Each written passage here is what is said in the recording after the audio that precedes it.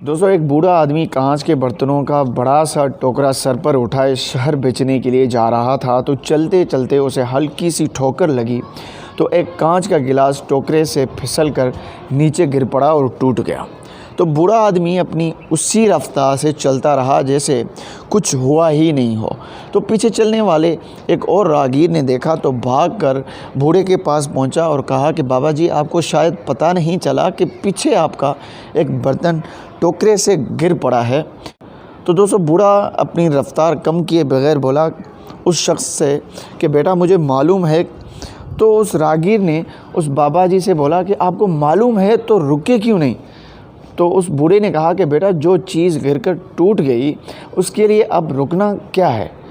बिलफर्ज मैं अगर रुक जाता, टोकरा ज़मीन पर रखता, उस टूटी चीज़ को जो अब जुड़ नहीं सकती उसको उठाकर रखता, फिर अपनी टोकरी उठा के नीचे रखता, अफसोस करता, फिर टोकरा उठाकर सर पर रखता, तो मैं अपना टाइम भी ख़राब करता।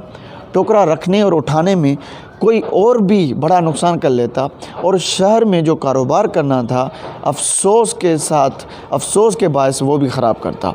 तो बेटा, मैंने टूटे गिलास को वहीं छोड़कर अपना बहुत कुछ बचा लिया है।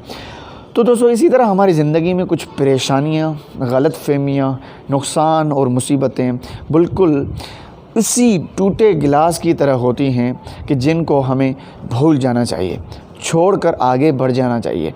क्यों? इसलिए दोस्तों कि वो बोझ होते हैं हमारे लिए, जो आपकी रफ़्तार कम कर देते हैं, आपकी मुशक्क़त को बढ़ा देते हैं, आपके लिए नई मुसीबतें और परेशानियां घेर के ले आती हैं। तो दोस्तों, आपसे मुस्कुराहट भी ये तकरीबन छीन लेती हैं, आगे बढ़ने का हौसला और चाहत भी आपकी ख़त्म कर डालते हैं। तो दोस्तों, इसलिए अपनी परेशानियों, मुसीबतों और नुकसानात को भूलना सीखें और आगे बढ़ जाएं, अपनी ज़िंदगी खुशगवार गुजारें।